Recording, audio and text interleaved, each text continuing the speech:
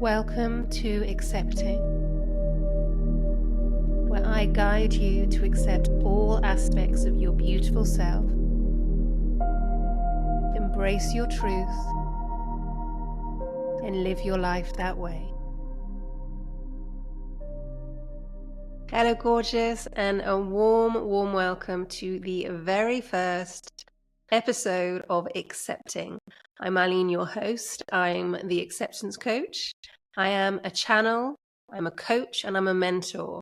And I love to see highly sensitive people and empaths in all walks of life flourish. So in this series, we're going to be deep diving into what accepting means. And the first episode is all about it begins with accepting. So in this episode, we're going to cover how we can start self-acceptance. We're going to cover how we can begin to accept who we are, how we are, where we are, and allow others to accept all aspects of ourselves. It starts with us first, though, accepting. So, firstly, self-acceptance is all about loving every single aspect of ourselves. So it's not all Pollyanna. We're here for an experience. We're here for a human experience. It's not all skipping through the sunflower fields, although that would be marvelous, and unicorns and rainbows, all that is included. This is about accepting every single aspect of ourselves, and an aspect that we may have thought, oh, well, that's a negative aspect. It's changing the narrative of how we see ourselves. So instead of pushing all we are down to come up as this perfect good boy or good girl, we are accepting every single aspect of ourselves first. And it's so important that we do this, because before we can make any kind of healthy changes in our environment or we begin our inner work, we have to accept who we truly are, shadows and all. And in next episodes, I'm going to be really deep diving into how we can really delve into that and really dive into inner work.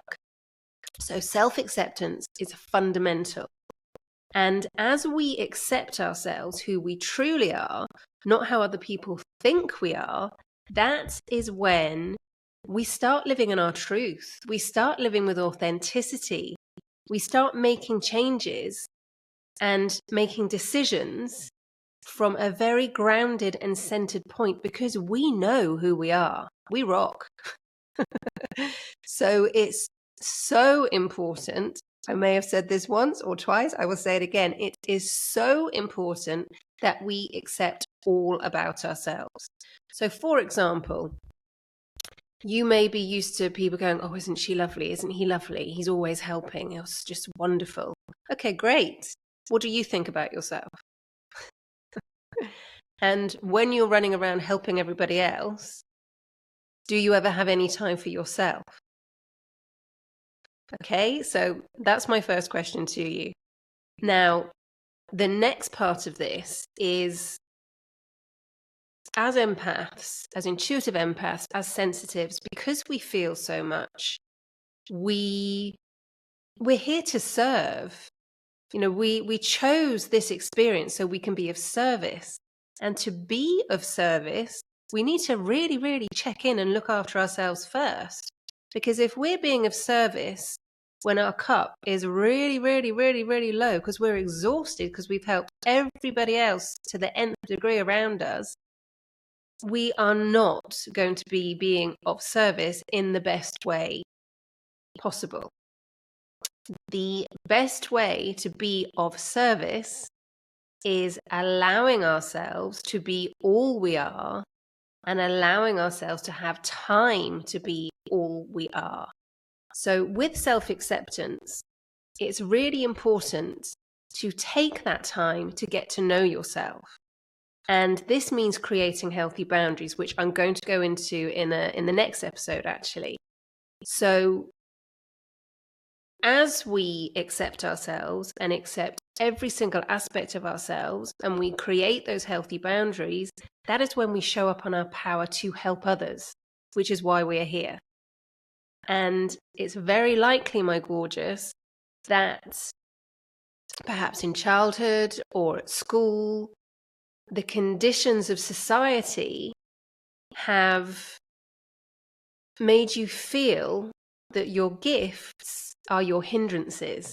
And that is why I am here, is to help you accept how gorgeous those gifts are. Whatever those gifts are that you've been pushing down, we're going to be bringing those up for you to really embrace them. Okay? Now, also with accepting ourselves. So, for example, I have a temper. Some people are very shocked at this, and they're very shocked when it goes as well. I have a temper. Now, I used to not embrace this temper. I used to try and push it down. I used to try and go off somewhere else and be in a rage and punch pillows or whatever. Now, I use my temper for good. I'm a massive animal advocator. And I channel that temper for good causes. I channel that temper so it lights a fire in me so I can be of service. So that is an example of taking something that you see as negative or a shadow aspect and changing that narrative, because my temper also means that it's very likely I have psychic abilities, which I do have.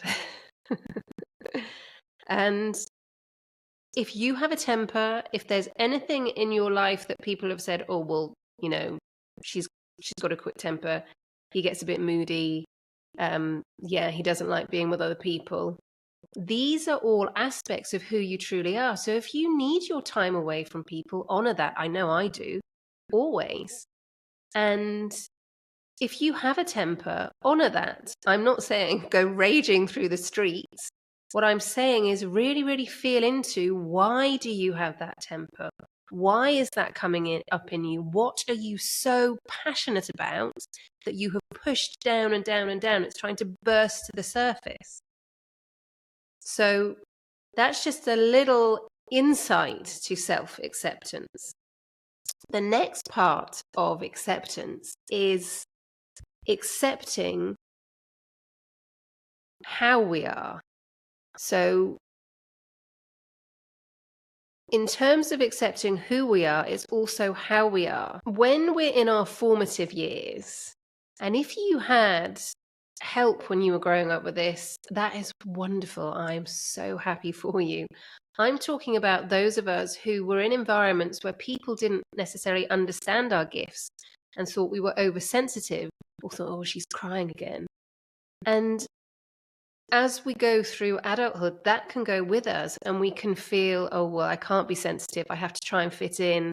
I have to be what other people want me to be. And so that's how I can survive. And we can be very much in the 3Fs, which is another episode. We can be very much in survival mode. And when we're in survival mode, we're in our sympathetic nervous system, not in our flowing parasympathetic system. And so we're constantly stressed. We've got shoulders up round the ears, shortness of breath, and we're in anxiety, or we're in feeling constantly defensive. Because when we were younger, as we were growing into our gifts, these beautiful gifts that we chose to bring with us, they weren't accepted by those around us because they weren't understood. So we were quick to realize,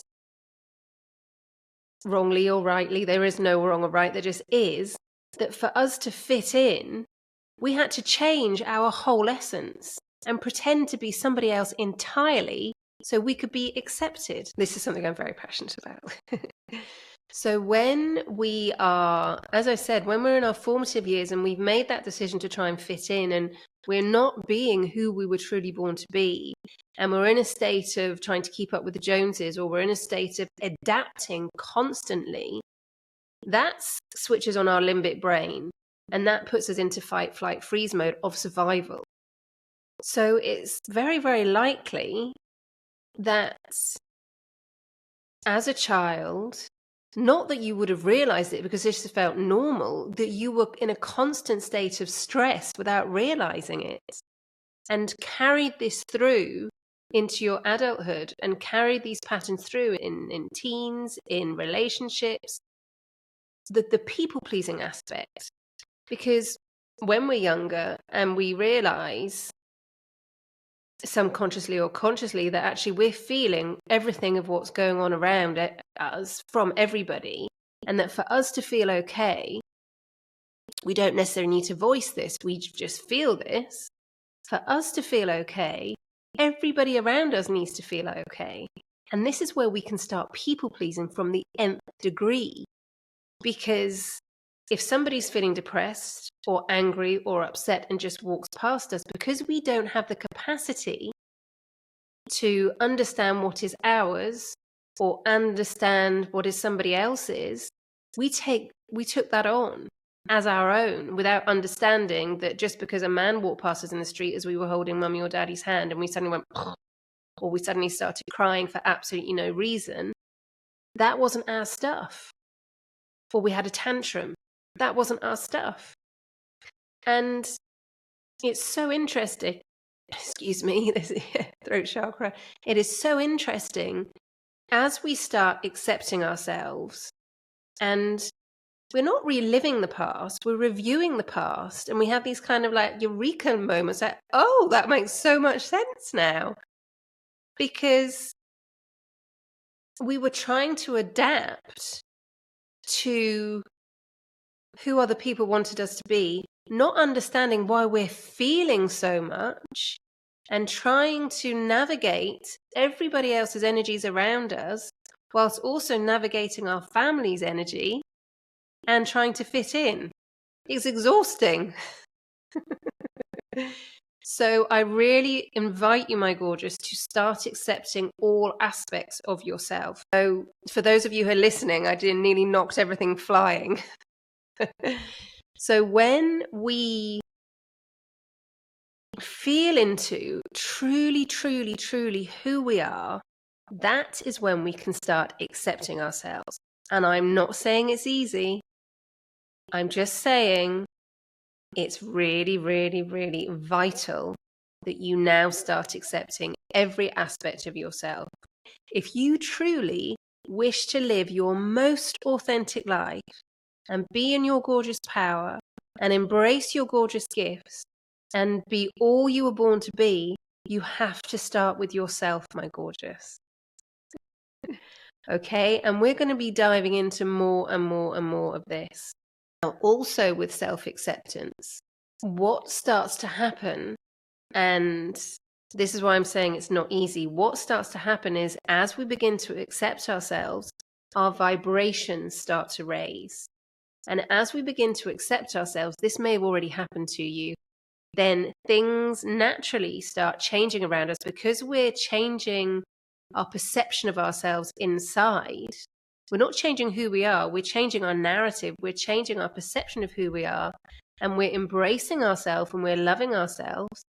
Our right vibrations start to rise, and anything in our environment that doesn't match that vibration is going to start going.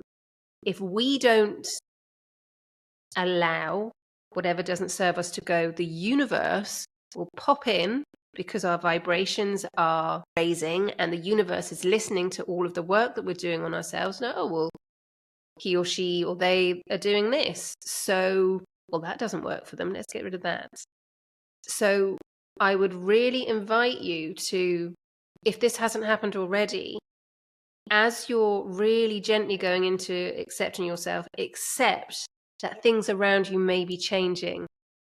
Quick example, I was plonked on my backside 8 years ago because I didn't listen. I had so many messages of what was going on. I dipped my toe in the spiritual pool, and I was at a shamanic workshop that I organized for my teachers. That night, we were in a beautiful circle. My intention, and intentions are really, really, really powerful, was to live my most authentic life. And that night, I fell on my backside. And that was my blessing in disguise, because I wasn't living my most authentic life. And for me to live my most authentic life, I had to really go inside and accept every aspect of myself. So, my gorgeous, thank you so much for watching. I really hoped this episode was useful for you. If you have any insights or any questions, please do get in touch with me. Please kindly share if you feel this is relevant for anybody else. Subscribe if you're on YouTube, and follow if you're listening along. And the next episode, we're going to be diving into creating healthy boundaries as you're accepting yourself. That's vital as well. So thank you so much for joining me. So much love. Here's to your self-acceptance and your self-empowerment. Thank you so much for joining me for this episode of Accepting. Please do stay tuned for future episodes, and also subscribe wherever you get your podcasts. If there's anything at all that you'd like me to cover in future episodes, please get in touch and let me know. You can also follow me on Instagram at The Acceptance Coach, and on TikTok at Solution Union 99. And if you'd like to have any coaching at all, or you would like to discuss this, do book an expansion call. For now, I'm your host, Aline, and to your self-acceptance, gorgeous, with so much love.